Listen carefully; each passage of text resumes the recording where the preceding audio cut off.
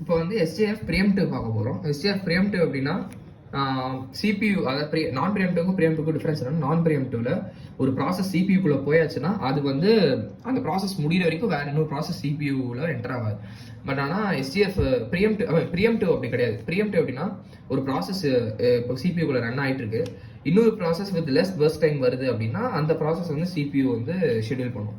So இது கொஞ்சம் complex. So சிம்பிளாக பார்த்துக்கலாம். ஸோ இதான் வந்து டேபிள். ஸோ இந்த டேபிள் பார்த்தோன்னா ப்ராசஸ் 4 கொடுத்துருக்காங்க, அதோட arrival time and burst time கொடுத்துருக்காங்க. ஸோ இப்போ கேன் சார்ட் எப்படி இருக்குன்னா, ஃபர்ஸ்ட் அரைவல் டைம் 0, அது இங்கே தான் ஆரம்பிக்குது. ஸோ P1 தான் ஃபர்ஸ்ட் சிபிக்குள்ளே என்டர் ஆகும். ஸோ இப்போ 0ல் P1 என்டர் ஆகிட்டு ஃபர்ஸ்ட் நம்ம இங்கே பார்க்கணும். இது வந்து நம்ம டக்கு டக்குன்னு போட்டுற முடியாது இந்த நம்பர்ஸ்லாம். ஃபர்ஸ்ட் இப்போ பார்க்குறோம் நம்ம P1 0ல என்டர் ஆயிடுச்சு. இப்போ P1 தான் ரன் ஆகிட்டு இருக்கு. அடுத்து நெக்ஸ்ட் அரைவல் டைம்ல எது கம்மியாக இருக்கு, 3.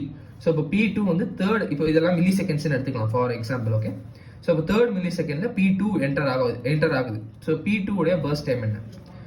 P2 உடைய பர்ஸ்ட் டைம் வந்து 6 மில்லி செகண்ட்ஸ். P1 ஓட பர்ஸ்ட் டைம் வந்து 10 மில்லி செகண்ட்ஸ். ஸோ இப்போ நம்ம வந்து P1 தேர்ட் மில்லி செகண்ட்ல தான் P2 என்டர் ஆகுது. ஸோ தேர்ட் மில்லி செகண்ட் வரைக்கும் P1 ரன் ஆயிருந்திருக்கு. ஸோ அப்போ ஒரு 3 மில்லி செகண்ட்ஸ் P1 ரன் ஆயிருக்கு. ஸோ அப்போ இந்த at this point P2 enter ஆகிற அந்த பாயிண்ட்ல P1 உடைய பர்ஸ்ட் டைம் வந்து 7 தான். ஏன்னா 3 மில்லி செகண்ட் ஆல்ரெடி ரன் ஆயாச்சு.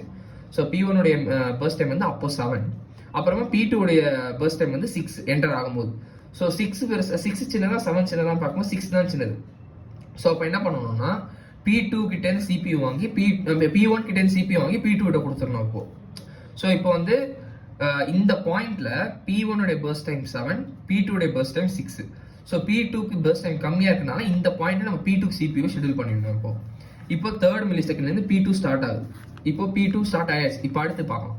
அடுத்து வந்து லெஸ் டைம் வந்து P3க்கு இருக்கு. இது வந்து 7th மில்லி செகண்ட்ல P3 ஸ்டார்ட் ஆகுது. ஸோ P2 வந்து தேர்ட் மில்லி செகண்ட்ல ஸ்டார்ட் ஆயிருக்கு, அதோட பர்ஸ்ட் டைம் 6. ஸோ இப்போ 7th மில்லி செகண்ட்ல P2 வந்து 7th மில்லி செகண்ட் இப்போ ஒரு பாயிண்ட் பிரேக் பாயிண்ட் வருது. இந்த 7th மில்லி செகண்ட்ல P2 உடைய பர்ஸ்ட் டைம் என்ன? ஸோ 7 - 3 P2 வந்து 4 மில்லி செகண்ட்ஸ் ரன் ஆயாச்சு. ஸோ P2 உடைய actual burst time 6. So 4 milliseconds run ஆயிடுச்சு. ஸோ இப்போ P2 உடைய பர்ஸ்ட் டைம் 2 மில்லி செகண்ட்ஸ் தான். ஆனால் P3 உடைய பர்ஸ்ட் டைம் வந்து 1 மில்லி செகண்ட் தான். ஸோ 7 மில்லி செகண்ட்ல பாயிண்ட்ல பார்க்கும்போது P2 உடைய பர்ஸ்ட் டைம் 2, P3 உடைய பர்ஸ்ட் டைம் 1. ஸோ அப்போ P2 கிட்ட CPU வாங்கி P3 கிட்ட கொடுத்துடணும். இப்போ நெக்ஸ்ட் P3 வந்து 1 மில்லி செகண்ட் தான். ஸோ நெக்ஸ்ட் மில்லி செகண்ட்ல P3 அதோட ப்ராசஸை முடிச்சிடும். ஸோ அப்போ இந்த பாயிண்ட்ல நம்ம என்ன பார்க்கணும்னா அடுத்து எது சின்னதா பர்ஸ்ட் டைமோட இருக்குன்னு பார்க்கணும். ஸோ இந்த பாயிண்ட்ல நம்ம P3 ஃபினிஷ் பண்ணியாச்சு. P2க்கு வந்து 2 மில்லி செகண்ட்ஸ் இருக்கு, P4க்கு 3 மில்லி செகண்ட்ஸ் இருக்கு, P1க்கு 7 மில்லி செகண்ட்ஸ் இருக்கு. ஸோ அப்போ P2 தான் இப்போ நெக்ஸ்ட் நம்ம இப்போ கொடுக்கணும். ஸோ அப்போ 8th மில்லி செகண்ட்ல P2 திருப்பி ரெசியூம் ஆகுது. ஸோ P2 வந்து இன்னும் 2 மில்லி செகண்ட்ஸ் தான் இருக்கு. ஸோ அதனால P2 ஃபுல்லாக ஃபினிஷ் ஆகிடும். ஸோ P2 வந்து 10th மில்லி செகண்ட் ஃபினிஷ் ஆகும். நெக்ஸ்ட் இப்போ வந்து P4 3 மில்லி செகண்ட்ஸ்க்கு இருக்கு, P1 7 மில்லி செகண்ட்ஸ்ல இருக்கு.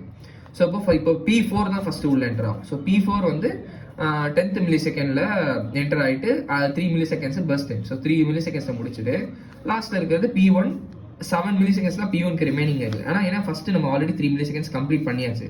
ஸோ இப்போ இங்கே 7 மில்லி செகண்ட்ஸ் திருப்பி P1க்கு ரெசியூம் ஆகும். ஸோ இப்போ 7 மில்லி செகண்ட்ஸ் முடிஞ்சா டோட்டலாக 20.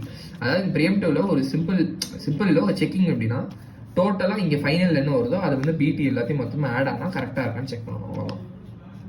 மற்றபடி எவ்ரி திங் இஸ் சேம்.